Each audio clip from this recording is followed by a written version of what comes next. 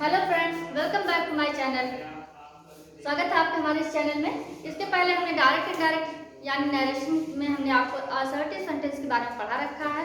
आज हम आपको पढ़ाएंगे इंटरोगेटिव जो सेंटेंसेज है उसको कैसे डायरेक्ट से इनडायरेक्ट में चेंज करते हैं। इसके जो रूल्स हैं, जो नियम हैं, उसे मैं बताऊंगी। तो आइए शुरू करते हैं अपने वीडियो। ये देखिए, सबसे पहले डायरेक्ट इनडायरेक्ट स्पीच यानी नरेशन। मैंने आपको बता दिया है नरेशन का जो अर्थ है, यह यदि हमने बीते हुए समय में कोई बात किसी ने हमसे कही है, किसी की कही हुई बात को हम जब किसी तीसरे व्यक्ति से कहते हैं तो उसे हम अपने शब्दों में प्रस्तुत करते हैं और इसी को कहते हैं नरेशन यानी डायरेक्ट इनडायरेक्ट स्पीच। तो जो किसी ने कहा पहले बीते हुए समय में वो हमारा डायरेक्ट स्पीच था।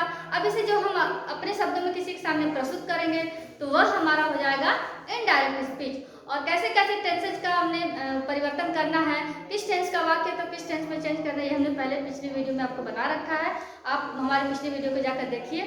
और आइए आज शुरू करते हैं interrogative sentences. Direct indirect speech narration इस रूल्स फॉर इंटरोगेटिव सेंटेंसेस। यानी इंटरोगेटिव सेंटेंसेस का क्या अर्थ है? प्रश्नवाचक वाक्य। यदि किसी ने प्रश्नवाचक वाक्य कहा है, डायरेक्ट स्पीच कहा है और डायरेक्ट स्पीच में वह प्रश्नवाचक वाक्य है, उसे हम कैसे फिर से उसे इनडायरेक्ट स्पीच में किसी तीसरे के सामने प्रस्तुत करेंगे। कैसे करते हैं आइए देखते हैं। तो आज सबसे पहले हम आपको बताना चाहेंगे जो कुछ अलग वर्ड्स हैं उनको कैसे इनडायरेक्ट में बदलते हैं। जैसे यदि डायरेक्ट स्पीच में कहा गया है, ये जो है डायरेक्ट स्पीच का वर्ड है, यदि डायरेक्ट स्पीच में क्या है, टुडे कहा गया हो तो इसे इनडायरेक्ट स्पीच में क्या बदल देंगे? Indirect speech. ठीक है, ये इनडायरेक्ट स्पीच में इसमें आ जाएगा। तो यदि हमारे डायरेक्ट स्पीच में टुडे लिखा हुआ है तो हमारा क्या बन जाएगा? That day. यदि डायरेक्ट स्पीच में टुडे आया है किसी वाक्य में तो वहां पर हम दैट डे लगा देंगे इनडायरेक्ट में। यदि हमारे डायरेक्ट स्पीच में दिस है तो दिस को हम दैट बदल देंगे इनडायरेक्ट में। दीज लिखा हुआ है तो दीज को हम इनडायरेक्ट बदलते समय किस में बदल देंगे? देयर में। एगो लिखा है हमारे डायरेक्ट स्पीच में तो उसे हम इनडायरेक्ट स्पीच में बदलते समय बिफोर में बदल देंगे। ठीक है, तो टू नाइट है तो उसे हम दैट नाइट में बदल देंगे। फिर यहाँ टुमारो है तो टुमारो को हम द नेक्स्ट डे या फिर द फॉलोइंग डे या फिर द डे आफ्टर, इन तीनों में बदल सकते हैं। यस्टरडे को हम किस में बदल देंगे? द प्रीवियस डे में या फिर the day before. Next week लिखा है तो इसे हम द फॉलोइंग वीक लिख देंगे। ठीक है, इसी तरह से देखिए, अब तो ये चीजें आप समझ गए। कुछ अदर वर्ड्स होते हैं जिन्हें डायरेक्ट से इनडायरेक्ट में बदलते समय क्या बदलते हैं, ये हमने आपको बता दिया। अब आपको हम एक चीज और बता दें। सन, सन का मतलब होता है बेटा। इंग्लिश में सन बोलते हैं, सन का अर्थ होता है हिंदी में बेटा। SON, ये SON का फॉर्मूला डायरेक्ट इंडायरेक्ट स्पीच में अप्लाई किया जाता है। इसे पिछली वीडियो में मैंने नहीं बताया था, अभी इस वीडियो में मैं आपको बता देती हूँ। सन जो पहला वर्ड है एस का अक्षर है, लेटर एस का अर्थ होता है आई फर्स्ट यानी सब्जेक्ट। सब्जेक्ट है यदि जो हमारा रिपोर्टेड स्पीच का यदि सब्जेक्ट फर्स्ट पर्सन का है तो वह हमारे रिपोर्टिंग वर्ब के सब्जेक्ट के अनुसार बदला जाएगा। यदि हमारा जो रिपोर्टेड स्पीच का जो सब्जेक्ट है वह सेकंड यानी सेकंड पर्सन, यानी ये सेकंड पर्सन, ठीक है, ये पर्सन है, ये क्या है? पर्सन। सेकंड पर्सन का फर्स्ट पर्सन है, सेकंड पर्सन, थर्ड पर्सन। यदि सेकंड पर्सन का यानी यू है तो यह किसके अनुसार बदला जाएगा? रिपोर्टिंग वर्ब के ऑब्जेक्ट के अनुसार। लेकिन यदि हमारा सब्जेक्ट जो है थर्ड पर्सन यानी थर्ड पर्सन का है तो वह हमारे रिपोर्टिंग वर्ब के किसी न तो सब्जेक्ट न तो ऑब्जेक्ट किसी के अनुसार नहीं बदला जाएगा, उसमें कोई चेंज नहीं होगा। यानी ही, सी, इट या कुछ और आ जाए हमारे रिपोर्टिंग स्पीच का सब्जेक्ट तो रिपोर्टेड स्पीच का सब्जेक्ट तो वह चेंज नहीं होगा, वह नो चेंज कहलाएगा। अब आइए देखते हैं जो इंट्रोगेटिव सेंटेंसेस में हम कैसे कैसे बदलते हैं उसके नियम। यदि हमारे रिपोर्टिंग वर्ब में से आ जाए तो उसको हम रिपोर्टेड स्पीच जो है इनडायरेक्ट स्पीच में बदलते समय से को आस्क, इंक्वायर या वांट टू नो या फिर वंडर लिख देते हैं। लेकिन यदि से टू है तो इसे इनडायरेक्ट स्पीच में बदलते समय से को किस में बदल देंगे, आस्क में। सेड है तो इसे आस्क में। ये बात समझ आ गई आपको। जहां तक बात डबल इन्वर्टेड कॉमास के अंदर जो चीजें कही होती हैं उसको इनडायरेक्ट स्पीच में बदलने के लिए हम इफ या वेदर का प्रयोग कर, जब हम इनडायरेक्ट स्पीच में बदलते हैं तो इसे हटा करके इफ या वेदर में बदल देंगे। जब इंट्रोगेटिव सेंटेंस किसी हेल्पिंग वर्ब से शुरू होगी, यानी जैसे is, am, are, do, does, इससे शुरू होगा हमारा डायरेक्ट स्पीच का रिपोर्टेड स्पीच, तो उसे इनडायरेक्ट स्पीच में बदलते समय हम उसकी शुरुआत उसमें जो है डबल इन्वर्टेड कॉमा हटाएंगे तो ये हमारा इफ या वेदर में बदला जाएगा। लेकिन यदि डबल इन्वर्टेड कॉमा में जो शुरुआत के सेंटेंसेस किसी वर्ब से ना होकर किसमें हो जाए, किससे शुरू हो, हमने यहाँ लिखा है यदि इंट्रोगेटिव सेंटेंसेस की शुरुआत क्वेश्चन वर्ड से what, when, how, who etcetera से होती है तो डबल इन्वर्टेड कॉमा को हटाकर उस जगह में प्रयुक्त क्वेश्चन वर्ड का ही प्रयोग करते हैं। जैसे यहाँ देख लीजिए, इसमें मैंने लिखा है व्हाट डू यू, तो ये व्हाट डू यू जो है ये बदल जाएगा हमारा सिर्फ वही जो व्हाट से शुरू करेंगे।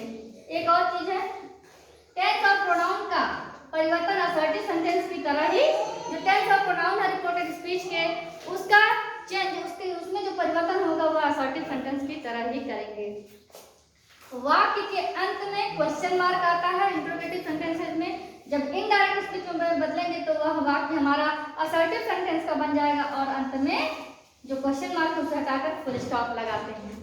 ये थे हमारे इंट्रोगेटिव सेंटेंसेस को बदलने के लिए इनडायरेक्ट में, यानी जब हम इंट्रोगेटिव सेंटेंसेस को इनडायरेक्ट स्पीच में बदलते हैं तो ये सारे रूल्स अप्लाई किए जाते हैं।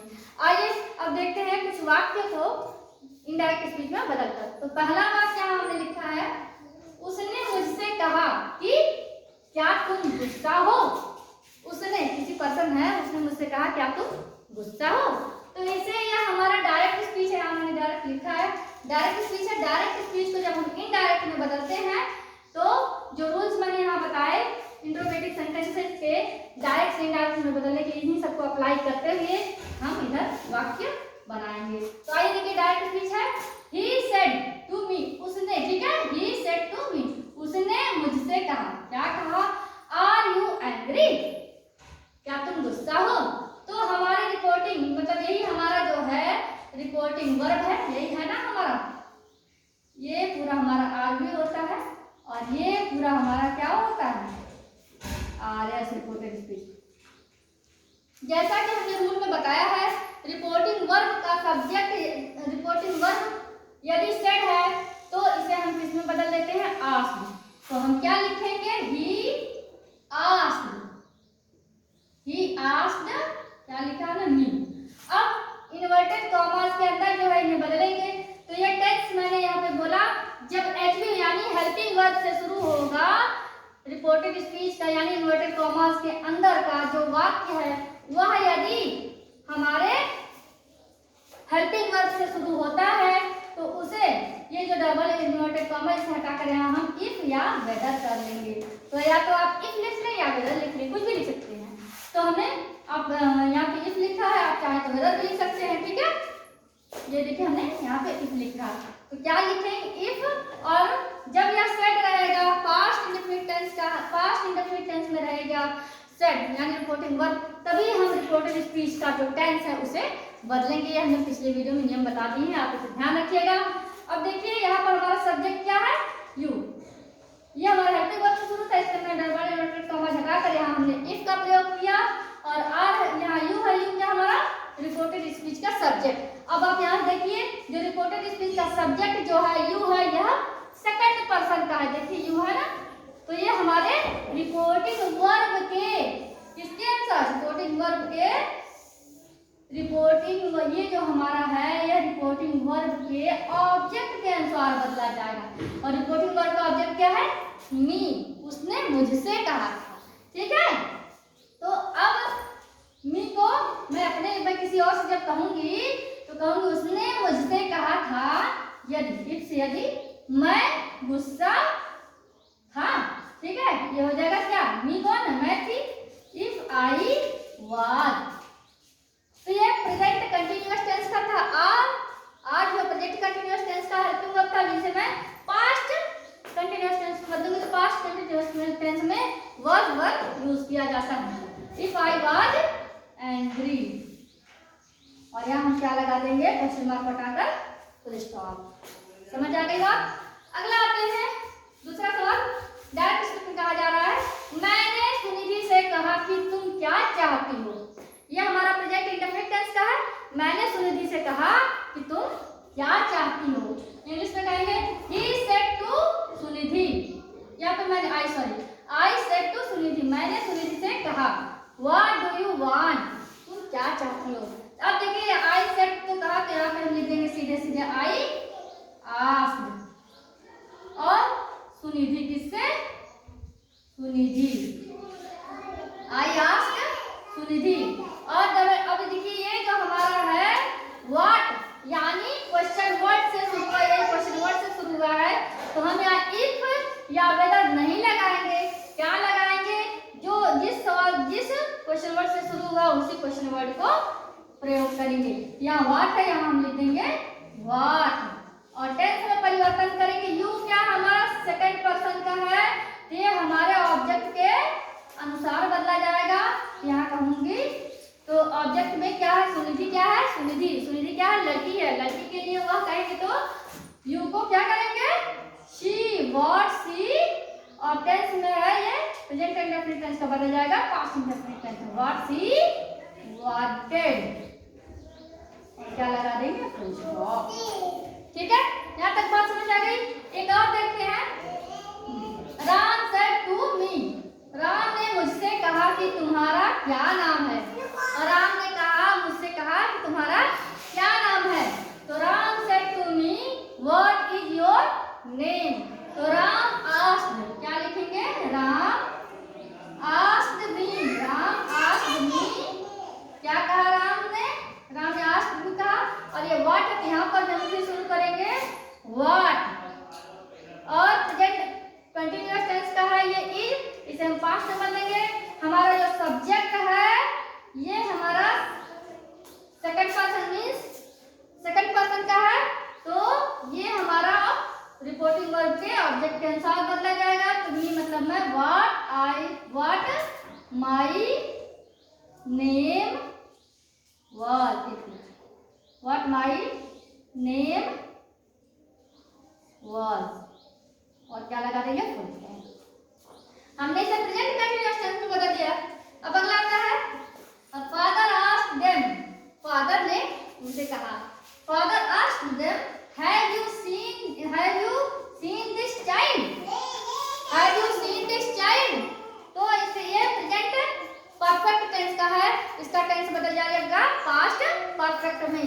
तो फादर यहाँ लिखते हैं हम, फादर आस्क्ड पहले से लिखा है तो हम आस्क्ड लिख को चेंज करने की जरूरत नहीं है, asked them, father asked them, क्या कहा उन्होंने। और यहाँ देखिए ये हमारा हेल्पिंग वर्ब से शुरू है, यहाँ इफ या वेदर लगा देते हैं, इफ लगा दे या फिर वेदर कुछ लगा दे, हम इफ लगा रहे हैं आप वेदर लगा दें। ठीक है, चलिए इसमें हम वेदर लगा दे रहे हैं। ठीक है, WHETHER वेदर, और ये हमारा सेकंड पर्सन का है तो ऑब्जेक्ट के अनुसार बदला जाएगा। रिपोर्ट जब भी हमारी रिपोर्टिंग स्पीच का सब्जेक्ट सेकंड पर्सन का होगा तो वह हमारे रिपोर्टिंग वर्ब के ऑब्जेक्ट के अनुसार बदला जाएगा। यहाँ क्या होगा, दे, यू को दे, वेदर दे, और टेंस क्या हो जाएगा, हैड, और क्या है, सीन। जिसको हमने यहाँ बताया, जिसको दैट में बदल देते हैं, seen that whether they had seen the child, whether they had seen the child। तो आप इस तरह बदल सकते हैं। फिर अगला पांचवा हमने क्या लिखा है, I said to मीना, मैंने मीना से कहा, where are you playing today। ठीक है,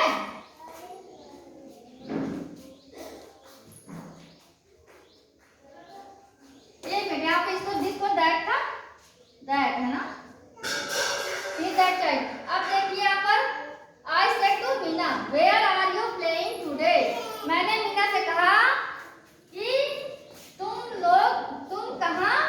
खेलोगी आज, तुम आज कहाँ खेलोगी? तो हम यहाँ लिखेंगे इनडायरेक्ट में आई आस्क्ड मीना, मीना से कहा आई आस्क्ड मीना, ठीक है। आई आस्क्ड मीना, क्या मीना से कहा हमने?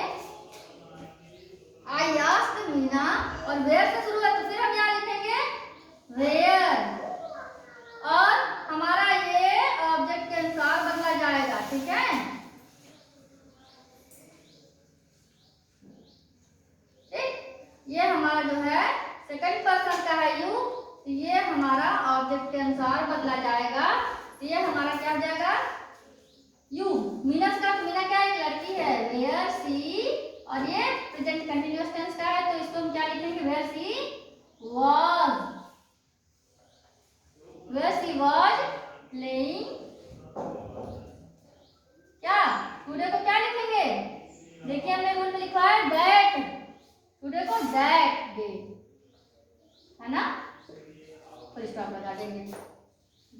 इसी तरह एक सवाल मैं यहाँ पर लिखी हूँ डायरेक्ट में, she said to me did you see my cat, did you see my cat, मैंने, उसने मतलब वह मुझसे कही, क्या कही? Did you see my cat, तुम मेरी बिल्ली को देखी थी, ठीक है। तो तुमने मेरी बिल्ली को देखा था या थी, जो भी, इसका अब आप बदलिएगा, सेड का आस्क्ड हो जाएगा, ये डिड से शुरू है यानी हेल्पिंग वर्ब से शुरू है तो आप इफ या वेदर लगाइएगा, ठीक है। और यहाँ से का आप देखिए टेंस क्या है, पास्ट इंडेफिनिट का, पास्ट इंडेफिनिट का किस में बदल जाता है? पिछली वीडियो में हमारे देखिए पास्ट इंडेफिनिट टेंस को पास्ट परफेक्ट टेंस में बदलते हैं तो हैड लिख दिया जाएगा, और ये माई का, माई जो है सब्जेक्ट, ये है ना, ये किससे कहा है इसने? ये माई जो है मैंने बोला फर्स्ट पर्सन का है तो वह रिपोर्टिंग वर्ब के सब्जेक्ट के अनुसार ये यूज कीजिएगा यहाँ पर हर, और ये कैट। तो इस तरह से आपको मैंने यह इंट्रोगेटिव जो सेंटेंस है उसे कैसे डायरेक्ट से इनडायरेक्ट में बदला जाता है, इसके सारे नियमों के साथ मैंने आपको समझाया। आपको यह वीडियो अच्छा लगे तो आप इसे लाइक, सब्सक्राइब और शेयर जरूर करें। मिलते हैं अगली वीडियो में नए जो है यहाँ इंट्रोगेटिव यानी अगली वाले में हम इंपरेटिव सेंटेंसेस को कैसे डायरेक्ट इनडायरेक्ट में बदलेंगे, उस वीडियो में मिलेंगे। तब तक के लिए